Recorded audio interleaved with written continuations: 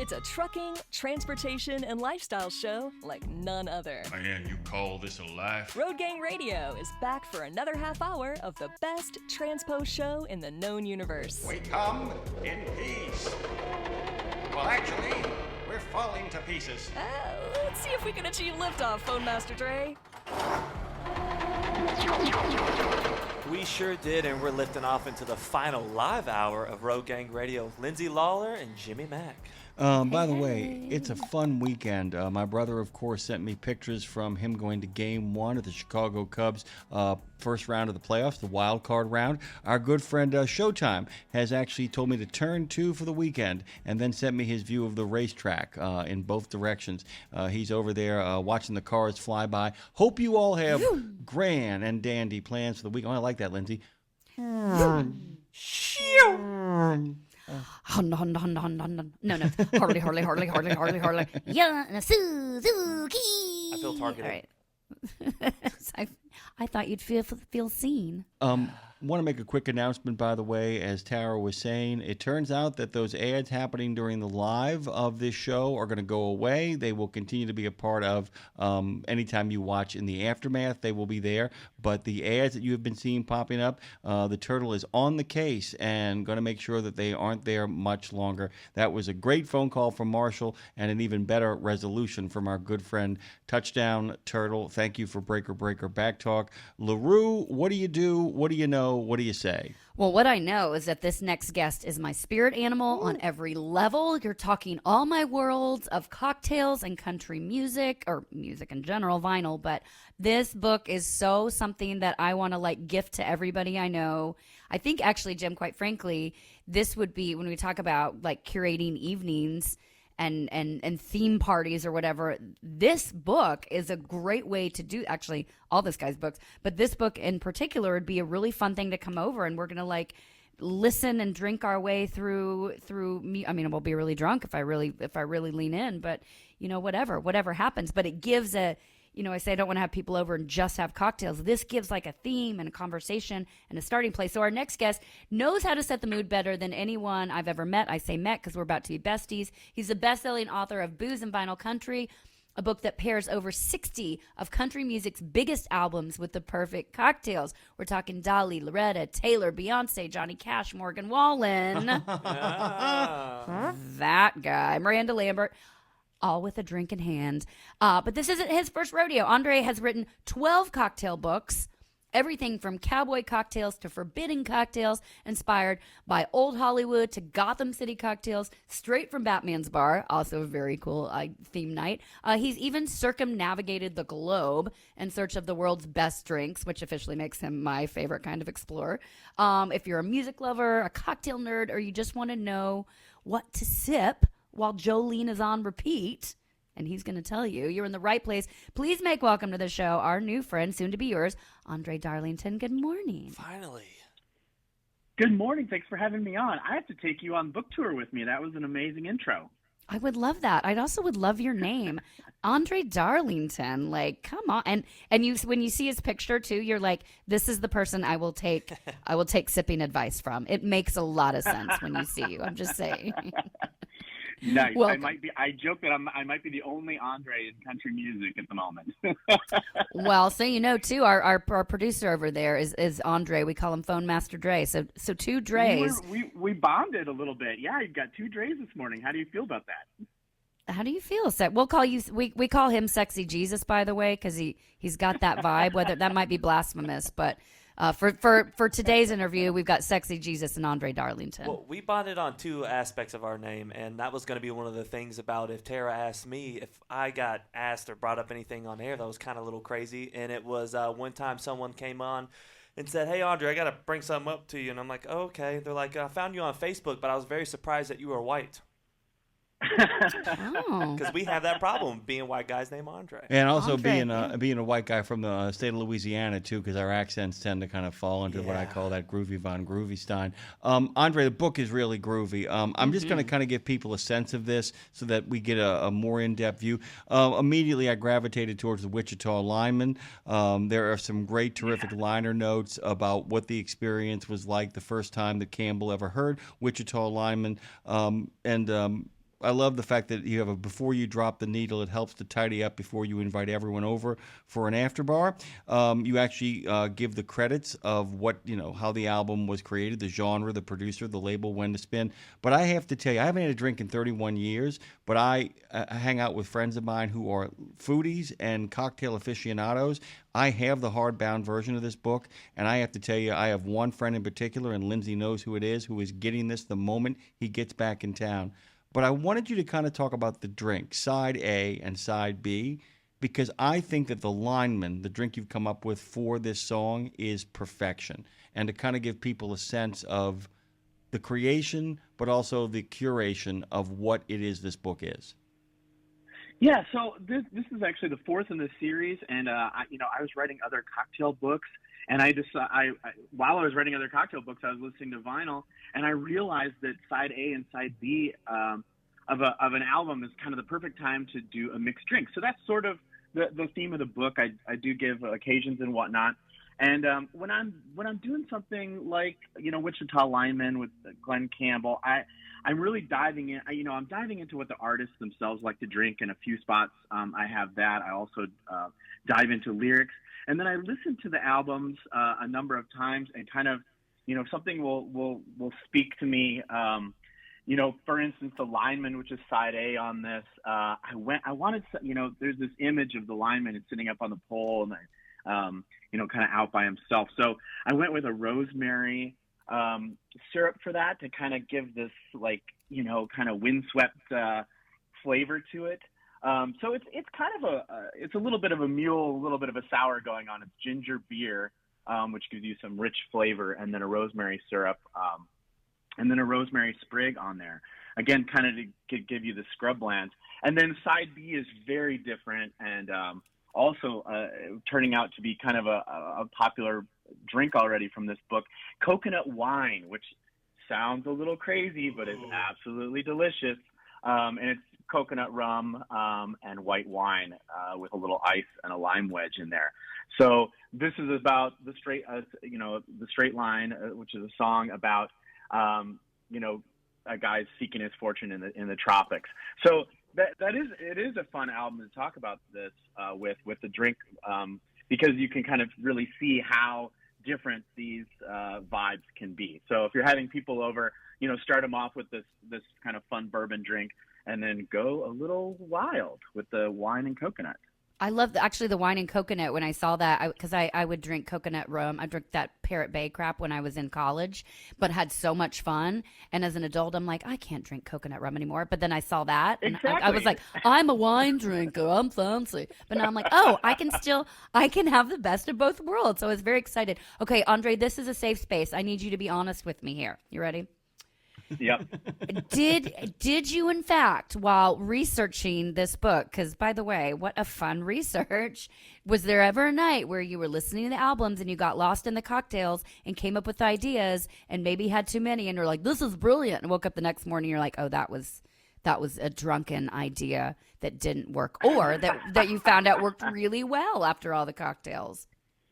Well, this is a hilarious question, because when I started doing this about writing cocktail books about a decade ago, my first book, I thought, well, I'm going to be tasting cocktails, so I'm going to have friends over and we'll do recipe testing with, I have a couple pros come in, and then I'll just have friends sit in the living room and they will drink these drinks that, we're moving on to the next one as we test, right?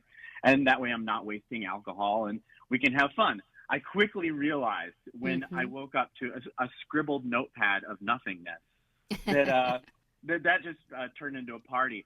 So actually, it is fun to do this book. I have a colleague of mine who comes in, and I owned a restaurant too, a restaurant and bar back in the day, and to put in a new cocktail menu, we sort of workshop it, right? So if you go into a great cocktail bar, you have your seasonal cocktails on there right now. Probably pumpkin spice is coming on, in cinnamon, and these fall flavors are coming on. So we actually workshopped the book, all the cocktails, for about a week, from morning until evening. And let me tell you, it's a lot of saltines, a lot of pretzels we're sipping. And then at the end of the day, maybe I shouldn't say it, but we just want a beer. That's okay. Listen, I'm sure you could pair a good old school country Hank Jr. song with a beer, man. Like, there's nothing wrong with that. Maybe it's a Boilermaker at least, right? Yeah, exactly. Okay, that works too. I wanted to split this up because I didn't want to engage in an exegesis and end up talking during the entire time that you were supposed to be talking. I wanted to come back to the Lyman for 1 second because it's 1.5 ounces of bourbon whiskey, 4 ounces of ginger beer, and that rosemary edition. And I was just kind of moved at a certain level because I love that song, by the way. And I thought to myself, I'm like, the ginger beer and the bourbon whiskey or the loneliness and the isolation he feels out there, I don't know what it was about the rosemary. I said, it's the woman he's thinking of. I kept thinking that. Yeah, the sprig. That's great. Just a sprig, just that longing that's out there. And I was kind of amazed in going through the book, and I know it's on purpose, but just the ability to kind of not just capture the taste of the moment, but that even the ingredients in some ways, suggested the structure of the song. Just more of this and less of that, but always kind of thinking about that. But that doesn't always work, so it becomes this really kind of delicate game of honoring the song while at the same time making sure the damn thing tastes good, and that's a real, that turns you into an alchemist. I mean, I know they call it a mixologist, but I mean, it really becomes kind of this kind of formula alchemy of like figuring out the perfect formula where people, is it like you want people to taste these drinks and then think of the song, even, once they've done it once, right? Yeah, I really want people to connect to the music, and I feel like these days with Spotify shopping, I have all these artists that I love, and I barely know their name because they pop up on a playlist. And I love going. One of the things that I love about vinyl, other than it's tactile and a real analog experience, is that you're getting these albums that are often, let's say Willie Nelson's Red-Headed Stranger. You're really getting an album that's meant to be listened to all the way through. And I really want to bring that vibe to the glass in an interesting way. The book doesn't ask people to do a lot of complicated cocktailing, and I definitely think about curating. I keep the list of bottles that you need to buy pretty brief so that it doesn't get too expensive. And then something like that rosemary syrup and the Lyman, I use it multiple times in the book. Not too many, but I want to make sure that if I'm asking you to make something like a rosemary syrup, that there are other cocktails that it's good in, and it's great in a lot of things. But yeah, absolutely. I'm really trying to make some sort of spiritual ha-ha connection with the music. Well, curate, you said curate. I think curate is the biggest word at play here. And some people could be like, well, I'll just listen to music and pair my own. But no, like the book is important to actually have this. It's sort of a Bible for you. We were having dinner at a friend's house last night, and he went to open his bar, and they had everything you could ever think of. And then he went over to his refrigerator, and they have a whole thing pasted where it has like recipes, because he's like, oh, you want it champagne based? I can do this. And it was really neat to see kind of they made the cocktail part of the experience, of it all. And that's what this book does to really pair it. So I want to talk about sort of theme nights here. We talk about that a lot, having people over, and it's not just come over and eat and drink at my house. It's like there's going to be, we can pair, the music can like progress through the night. And I love, like, for instance, the beach playlist. If it was, summer vibes, you can put on this beach playlist and progress the cocktails and the music throughout it. So was that part of it, really making sure this isn't just a book about either music and or cocktails? It's about giving people experiences and something to do other than just get wasted. You're really taking them on a journey, right? Yeah, this is a big part of what I do. And when I got into cocktails originally, the idea that you're not just, drinking. I love cocktails. I love their history. I love the story that they tell. And I love how chefy they can be. And they can really provide this interesting experience for people. And, we all have a friend who's a tequila or mezcal connoisseur, whiskey connoisseur. And that's the kind of thinking I try to bring to these cocktails, this idea that, yes, let's have an occasion. I want multiple points of entry to the book. So I'm really interested in people that maybe they want to have Friday night girls night out. Maybe they, I put Tammy Wynette's famous album Divorce in there. So I have a divorce party, it's kind of tongue in cheek, Christmas, Halloween, these kind of, the big holidays, but also just kind of like some occasional stuff. I think I have a clothing swap in there. So, ideally, you have some friends and everybody maybe brings a vinyl that they like or something from the book. And then maybe hopefully they bring a bottle too, and get together and really share an experience offline and with each other, and having a drink that makes you go, that's interesting. Maybe I'll try that at home. I was kind of curious. Let's kind of stick with the party theme here, because, like I said, anybody who can create this book and curate this book has essentially created a party, an outline for a party. In regards to when you're serving these kind of, I don't want to call them delicate, specialized, specific drinks, how would you let's say that Lindsay and I had a cocktail party where we wanted to have like 15 people over. I mean, how do you plan for that? I mean, how do you plan? How many drinks should you serve? Should you have a bartender there to limit, people aren't just, swilling and swigging? What do you Better do? have too much rather than not enough. Yeah, I mean, Start there. I mean, how do we kind of sit down and put this together? Because Lindsay and I are famous party throwers from way back, and I always love getting tips from people who know the know. Yeah, I like to curate it small enough. You don't need to provide everything for everyone. So, I think just like a restaurant, maybe has their 3 or 4 cocktails, I would stick to something a little curated, have something maybe light for the folks that want sort of a clear liquor. I sort of divide it between a clear liquor and brown liquor, maybe a tequila or a bourbon. If you know your crowd, you can kind of cater it to them, and then keep it pretty curated. And then I like to put out a recipe and the ingredients, and I find it fun. It depends on the size of the party, but like 15 people is perfect. And you put out a recipe, and so you could do it a couple different ways. One, you could pre-batch and hand everybody a drink right when they walk in the door. I like to put out, which I do like to do, and then I like to have a station basically with the recipes sort of printed out, and people can meet each other and mingle over making these cocktails. And yes, you might need to watch. There's always that. Cousin Ed's are going to grab the whole bottle and drink it all, or in the corner. But you sort of that way you're not stuck. You're not stuck making drinks the whole night, which is sort of the worst case scenario. So I do like to have a little audience, guest participation with that. Well, and I love that this, I just keep thinking about, I used to, when I lived in LA, I used to host a party every year right after the New Year called Toast and Tarot. And it was sort of a joke, but we'd have somebody come over, and I found this in Venice, this woman reading tarot cards on the side of the road. Oh, that's fun. And I was like, let's have her come over. And everyone's like, especially all the guys were like, I'm not going to do that. And by the end of the night, there's a line out the door to get it. But we would pair we would pair cocktails with the Toast and Tarot. And you're inspiring me to bring that back, and actually to just bring back theme nights in general. And you're out on tour right now. This would be a fun book stop for anybody to go check him out. If you head over to Andre's website, you can see where he is. It's andredarlington.com. You're actually going to be in the Dominican Republic on my birthday, so I'm like, maybe I need to go meet you in the Dominican Republic. Yeah, some tropical cocktails. Yeah. Yeah, that makes total sense. I just might. But the pairing, I'm curious, because I want people to understand you. I think it's important. I want to buy the book from somebody where I like them as a human. So and I already like you as a human. So you in your house, first of all, where do you live? What part of the world are you? I'm actually in North Carolina, so I'm in central North Carolina. Nice. So okay. I'm a Southern boy now. You're a Southern boy now. Okay. Well, since it's October and we're in the month of Halloween, if you, André Darlington, are going to host a Halloween party in October with the idea of this music and the cocktails, how would you pair song and cocktail also with Halloween? Oh, that's a great question. It's so easy to do, actually, which is one of the wonderful things. Because everyone can dress up. You can either dress up as your favorite country star, which is a fun one, or you just kind of do a little bit of a farm theme. In the book specifically, I do go with Morgan Wallen's amazing, lengthy album, One Thing at a Time. One of the reasons I chose this album is because it's huge. It's sprawling. It's like a 36-track album.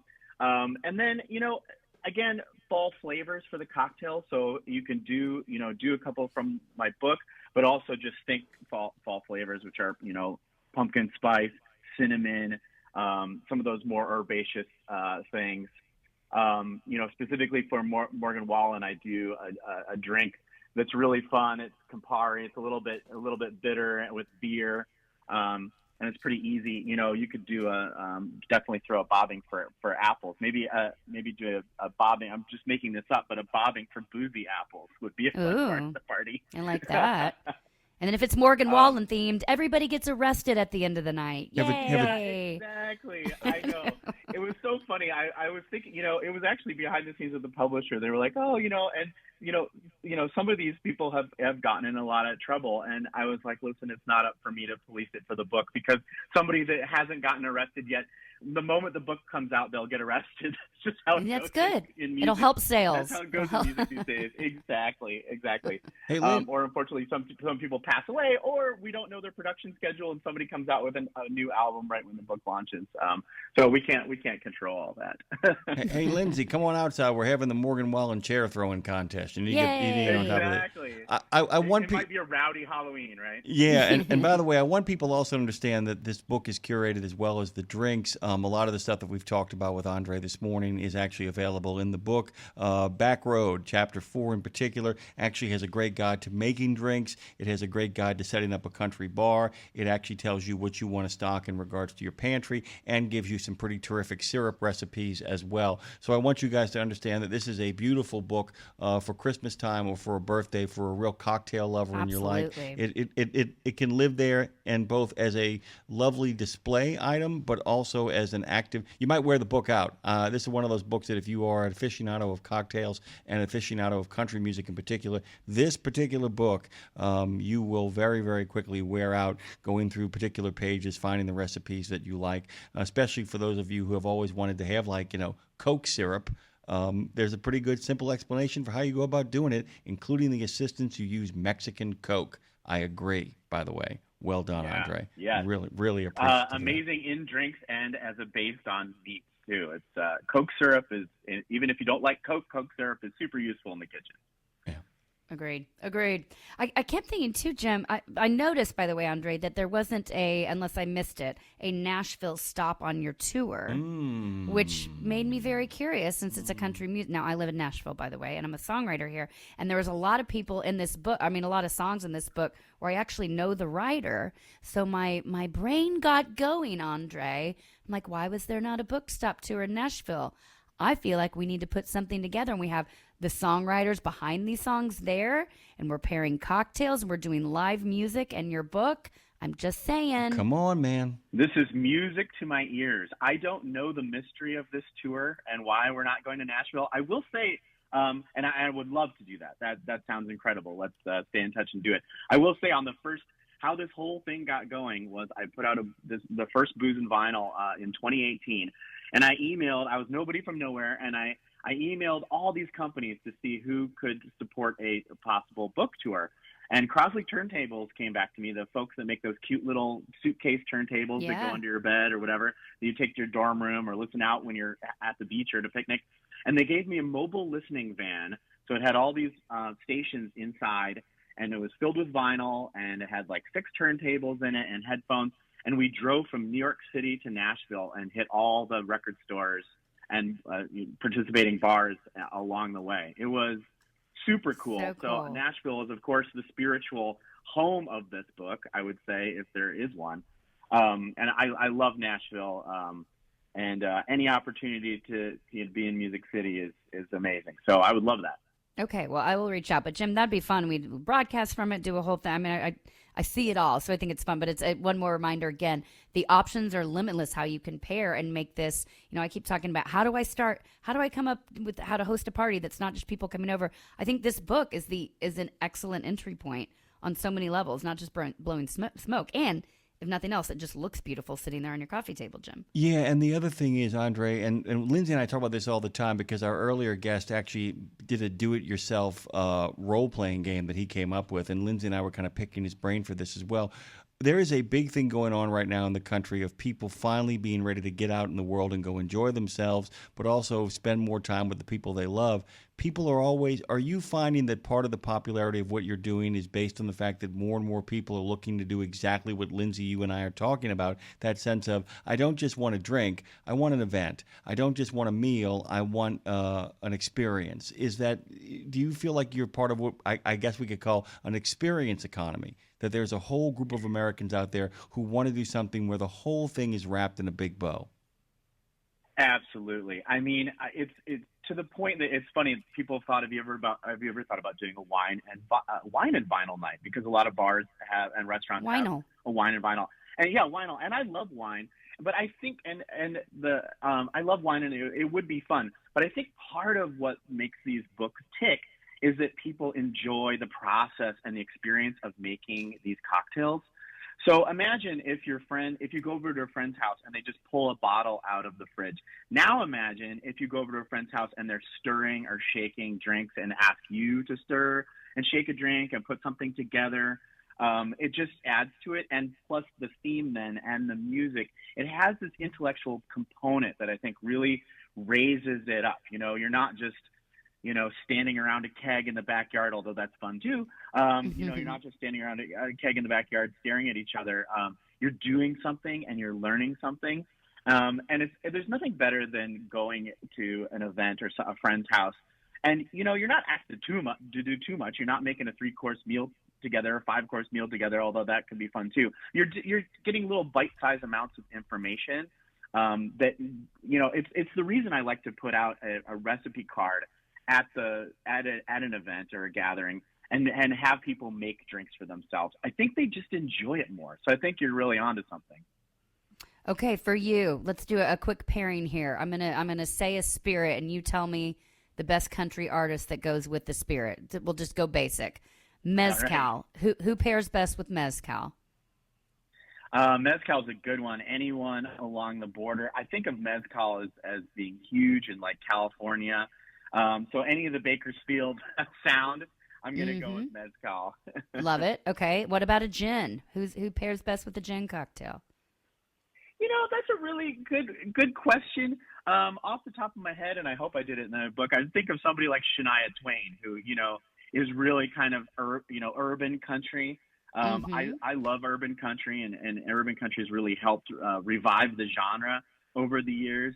But gin can go with so many people, and again, that's kind of a personal preference. But I'd definitely go with kind of a Shania. And then I have to ask, what's your cocktail choice? I mean, I know you like all, celebrate it all, but if you had to, your daily basis, your go-to, what is your cocktail that is the André Darlington if you were going to create a cocktail after your name?